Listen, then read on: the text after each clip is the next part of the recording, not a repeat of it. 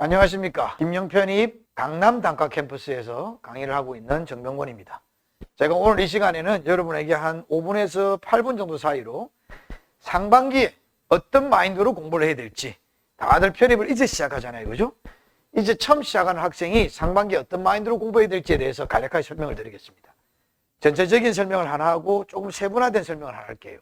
전체적으로 어떤 마인드로 공부를 해야 될지에 대한 마인드 이야기, 그 다음에 세부적으로 어떤 수업부터 듣기 시작해야 되는지에 대한 이야기, 즉 우리 강남 캠퍼스에서 어떤 강의를 개설하니까 거기 맞게끔 요리 들어오면 된다라는 거고, 세부적인 이야기, 전체와 세부적인 이야기에서 한번 접근해 보겠습니다.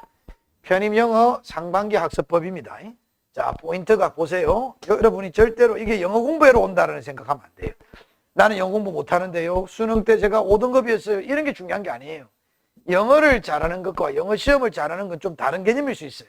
그리고 접근 방식도 달라야 돼요. 그래서 저는 영어 공부하러 오는 게 아닙니다. 우리 이거 무슨 미국인이 됩시다 이런 게 아니잖아요. 그럼 뭐냐? 영어 시험 공부를 해야 된다. 즉 다시 말해서 영어와 시험의 차별을 두더라고. 영어를 지금 우리가 이민 가려고 준비하는 게 아니라, 미국인이 되려고 준비하는 게 아니라 영어 시험 공부하려고 하는 사람이거든요. 시험과 공부에는 차이가 있죠. 그 차이가 바로 뭐냐? 범위가 있다죠. 그냥 영어 공부에는 범위가 없어요. 근데 영어 시험은 나름의 범위가 있어요. 하물며 물음표 이거요. 편입 영어 시험은 범위가 더 구체적으로 있어요. 편입 영어 시험 범위가 있어요. 심지어는 독해도 범위가 있어요. 진짜 독해 똑같은 질문을 계속 맞추고 있습니다. 범위가 있어요. 그런 걸 따지면 됩니다. 이런 마인드로 공부하자. 전체적인 마인드가 뭐냐? 나는 공부하러 온 사람이 아니고 시험 공부하러 온 사람이고, 그리고 편입영어 공부하러 온 사람이다. 그러니까 나에게는 딱 범위가 있다. 막연하게 이만큼 공부하는 게 아니라 딱 정해진 부분이 있다. 이거 10번 하자. 이런 마인드로 공부하는 게 제가 제일 먼저 이야기하고 싶은 겁니다. 영어 공부하지 마세요. 편입 영어 시험 공부하러 온 겁니다. 그 다음 특히나 상반기 편입 영어 시험 공부입니다. 상반기 해야 될 게 있어요. 우리 정규 과정에서 상반기에 빡시게 굴려야 될 게 있어요. 소위 말하는 기초와 기본과 심화를 적절하게 잘 공부하는 거예요. 다시 말해서 타임어택에 대비한 시간 줄이기 이런 게 아니야. 시간을 많이 주고 최대한 시간을 내가 쓴다고 했을 때 정답률이 90% 이상이 나오게끔 만드는 게 포인트야. 그런 상태에서 시간 줄이는 공부를 해가지고 이렇게 점점 단단해지는 걸 하반기에 해야 될 거예요. 상반기는 시간을 마음껏 줬을 때 내가 합격 점수가 나오게끔 해야 되죠. 학생들 보면요, 합격 점수도 안 나오는데 시간 관리하는 학생이 있어요. 너무 웃긴 거죠. 걷지도 못하면서 날려고 드는 거 아닙니까? 그러니까 상반기는 시간을 구애받지 말고 자기가 합격 점수 나오게끔 공부하는 게, 그게 바로 상반기 편입 영어 시험 공부다. 그러면 어떻게 하면 되냐? 이만큼 막연하게 공부하는 게 아니라 요만큼 정해진 부분을 2번 하고 3번 하고 4번 하는 겁니다. 그게 포인트다라는 전체적인 마인드셋이 돼야 됩니다. 끝.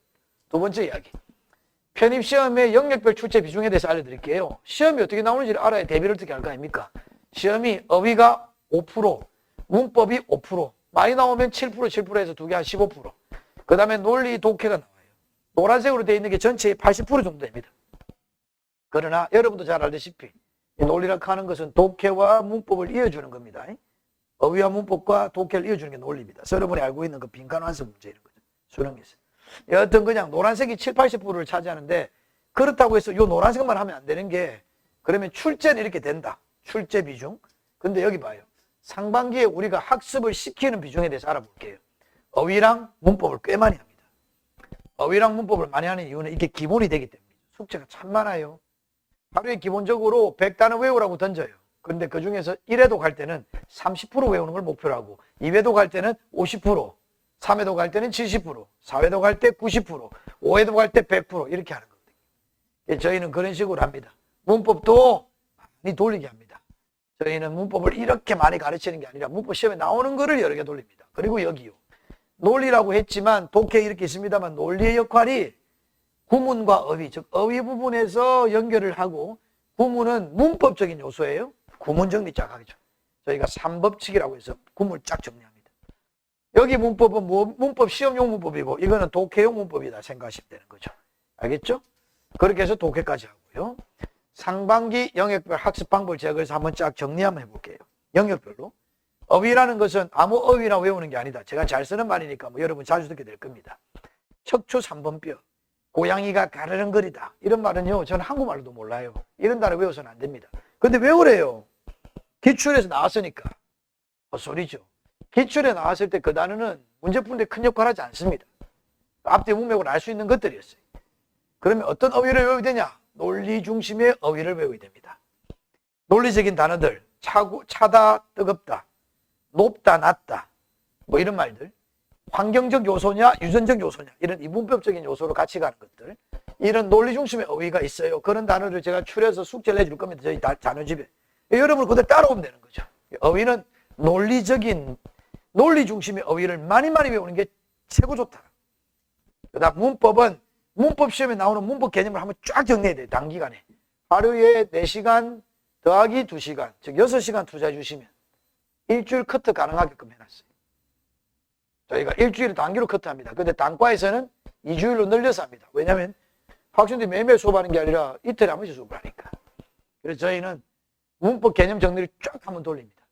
그리고 여기요. 그 문법으로만 끝나는 게 아니라 논리 구문 분석이라는 게 무슨 말이냐면 독해를 하려고 그러면 구문이 필요하잖아. 아, 여러분 고등학교 때 신텍스 뭐 있죠. 천일문 이런 거 했잖아요. 그런 걸 가볍게 되게 분류를 정확하게 해가지고 딱딱 한번 정리하게끔 합니다. 그래서 한번 정리하게 합니다. 그 다음 논리, 독해. 지문의 논리적 구조를 파악하는 게 되게 중요합니다. 일단은 독해라는 것은 개별적인 단어 하나, 구문 이렇게 잘 되는 건 기본이고요. 그게 된 상태에서 글과 글의 구성단계가 필요하잖아요. 이게 무슨 말이냐? 아니 우리 언어 문제가 그렇잖아요. 언어 영역 문제가 내용은 다 이해가 되는데 문제를 풀면 맨날 틀리잖아. 내가 어휘도 알고 그 구문도 알아요. 그렇지만 내가 이해를 잘 못하는 이유는 두 가지야. 첫째, 여기요. 지문의 논리적인 구조가 파악이 잘 안 되는 경우들이 있습니다. 그 본문을요. 두 번째 더 있어요. 추가로. 출제자의 의도도 생각해야 됩니다. 그런 식의 양쪽 모두를 다 한번 다 건드려 보는 거죠. 자, 그래서 제가 한번 정리를 하고 이제 끝내볼게요. 그리고 한마디만 딱 더 하고 끝냅니다. 기본적인 마인드 세트는 뭐냐면 너는 여기 공부하러 온 사람이 아니다. 당신은 여기에 시험 공부하러 온 사람이다. 그러니까 범위가 있다. 그러니까 내가 조금이라도 공부하는 게 그 범위에서 벗어나면 공부하면 안 돼요. 그래서 그 범위를 이만큼 할 생각하지 말고 딱 나오는 범위를 시험 공부한다고 영어 공부한다고 이만큼 할 생각하지 마요. 가랭이 찢어져요. 시험 공부하러 온 사람 아닙니까? 이만큼을 제가 제시해 드리겠습니다. 어휘도 문법도 독해도. 그럼 여기 안에서 여러 번 반복하세요. 그게 포인트예요. 오케이. 그리고 개별적인 부분들은 이런 부분들이 있다. 연간 커리큘럼이 있습니다만 1월부터 12월까지 쭉 설명했습니다만 여러분이 가운데 들어오는 걸 기반으로 해서 저희는 무조건 이렇게 돼 있어요. 모든 커리큘럼 현강 커리는 이건 인간 커리고요. 현강 커리는 뭐냐? 현강 커리는 결국 이겁니다. 언제 들어오든 처음 시작한다는 개념으로 3월 달에 들어와도 처음 시작한다. 1, 2월 달 수업 안 들었다는 것을 전제로 하고 수업을 합니다. 그래서 거기에 맞춰서 수업을 하기 때문에 현강에 이점이 있는 거죠. 그러니까 현강 학생들은 그냥 아무것도 준비 안 하고 오면 됩니다. 선생님 저는 요 앞에 걸 좀 듣고 올까요? 듣고 오면 좋지만 우리 수업은 아무것도 하지 않고 처음 왔다는 걸 전제로 진행합니다. 그러니까 거기 맞춰서 편한 마음으로 들어오시면 되는 겁니다. 그래서 12월까지 일단 상반기에 최대한 끝내고 하반기부터는 시간 관리하는 이런 공부들, 그리고 실전 연습 이런 것들, 그 성적 위주로 쫙 해서 현강 재밌어요. 마지막 맨 4달 같은 경우는 맨 마지막 4달은 한 150명, 한 발에 150명, 200명이 다 시험 쳐서 한 600명, 700명 되는 성적을 통계를 다 내요. 매 시간마다. 그래서 성적표 내주고 본인 위치 파악하고 그렇게 지원하는 겁니다. 그러니까 여러분 잘 버티면 됩니다. 가르쳐 보니까 그렇대요. 그리고 버틴 놈이 시험에서는 잘하더라고. 2번 하고 3번 하고 4번 하고 많이 하고 많이 버티는 학생들이 훨씬 더 잘하게 돼 있습니다. 왜냐? 시험은 천재를 뽑는 데가 아니에요. 많이 한 노력을 많이 한 사람을 뽑는 데죠. 왜? 범위가 있으니까. 범위 있는 거는 2번 하고 3번 하고 3번 한 놈이 4번 한 놈을 못 이겨요. 그러니까 지금부터 헌신할 준비가 돼 있다. 버틸 만한 준비가 돼 있다. 이런 학생들은 지금부터 시작하면 됩니다. 여러분이 포기하지 않으면 저도 포기하지 않습니다. 제 역할은 항상 여러분 옆에서 여러분한테 질문을 들어주는 거죠. 수업을 하고 질문을 듣고 답변을 해주는 게 제 역할을 생각합니다.